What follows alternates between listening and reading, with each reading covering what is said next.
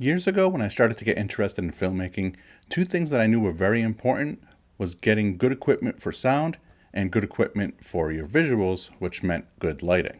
Years ago, I didn't have the budget that I have now, so I needed to find something that was affordable, yet still really good. I ended up landing on the SL60, which is a fantastic light, but it also came with its own set of problems. One of them being that it had a loud fan noise. Now, to be fair, if it wasn't close to the camera or at least close to the microphone, you really couldn't hear it, but it was still noticeable depending on your situation. Now, there were ways around that. In fact, my friend Tommy Calloway made a video about how to replace the fan within the SL60, but it was something that you had to consider when you purchased that product.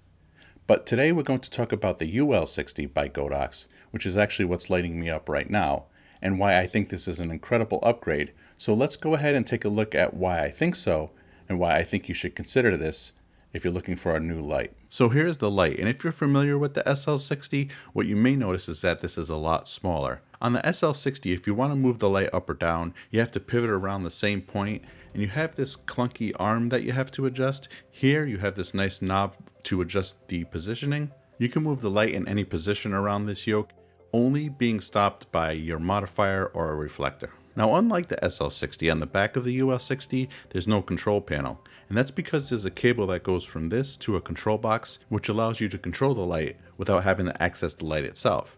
And this is good, especially if you want to hang your lights a little bit higher. Here is the front of the UL60, and it's a Bowens mount, which is a very popular mount, and for that reason you may have modifiers already that fit this light. As opposed to running a fan to cool down the system, as you may notice by looking through it, it doesn't use a fan and it uses this open design to cool the system. Clearly, for that reason, I haven't run into any noise issues, and I haven't actually even run into any heating issues. So in my experience, the design works perfectly. And this is just an example of what you can do with the UL60 that you really can't do with the SL60, at least not without it being cumbersome, especially if the lights are over your head. This here is the cord that connects from the light itself to that controller box that I mentioned. And the length of the cable is long enough so that it's also not hanging high off the ground. This here, of course, is the other cable which connects from the controller box into an AC outlet. And this is one of two ways that you can power this device. More on that in just a little bit. On the bottom we have the DMX in and out. If you're not sure what that is, I'll leave a link in the description below. That's mostly for live performances. And in the middle there we have the locking port for the cable that plugs into the wall, which I think is great so that it won't accidentally become unplugged. As I just mentioned, you twist, lock it into place, and it's in there until you release it. Another reason I really like this light over the SL60, for example, is that it can be powered by V-mount batteries. This way, if you're at an event and you want to shine a light on something, you don't have to look for an outlet in the wall. The Godox UL60 also comes with this reflector, which helps focus the light. So now let's take a look at the control box itself. The adjustments are made in 1% increments, all the way down to 1% itself. And the dial is very easy to move, similar to what you would have on the back of your camera. If we head into the menu, you can set up a different channel, a different group. So this way, if you have other lights that you want to work with, you can control that here. Choose the option, click set, use the scroll wheel to make the adjustment, and then click set again. One thing I noticed about this light is it was very quick to turn on and off. With some lights, you have to hold the button until it powers on, but this one, it's a quick tap and it powers right on. And if you do work with DMX, the setting is right on the right hand side.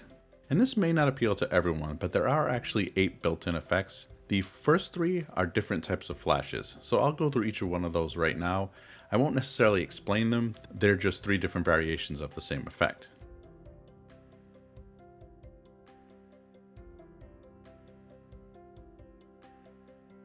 Once we move into 4, 5, and 6, 4, 5, and 6 are storm. So this would be trying to simulate different lightning effects. And as I mentioned, they don't have specific names, but 4, 5, and 6 are different variations of the same effect. When we get to effect number 7, that will be a TV effect, so it will simulate what a TV would look like, and number 8 is a broken bulb. The other nice thing about this light is that you don't have to control it just through this interface. You can use the Godox Light app and make your adjustments there.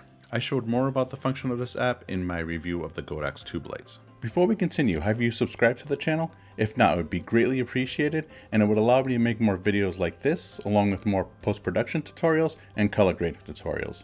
But right now, let's get back into the video.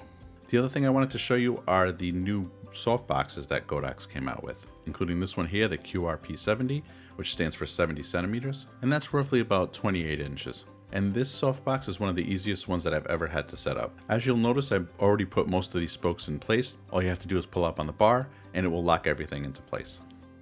Conversely, if you wanted to break it down, you just push in the little tab, pull up a little bit, and it will unlock them. Once you do have all those in place, all you have to do is fold the flaps in. Just make sure you have the ones with the Velcro on top of them on the bottom, and then the other ones you can fold right on top. And just make sure that everything is lined up nicely, that way you don't have any light leaks. The softbox also comes with 2 diffusion panels. The first one, all you have to do is connect the Velcro to the Velcro pieces on the inside. I have used softboxes before that have little clips, and just to have the Velcro here is actually a nice touch. And then once you have that in place, you have the outside diffusion, and then all you have to do is go around the perimeter of the softbox and use the Velcro to attach it in place. I'm not showcasing it here, but there's also a honeycomb grid that you can purchase and put on the outside to focus the light a little bit more. And there you have it. Attach that to your UL60 and now you have nice soft light to either use for yourself, for product shots, or whatever other function that you need it for. Thanks for watching. If you're interested in more gear reviews, go ahead and click on the playlist on your screen right now, or go ahead and click on the other video that you may be interested in. If you have any questions or suggestions, go ahead and leave them in the comment section below, and I'll see you in the next video.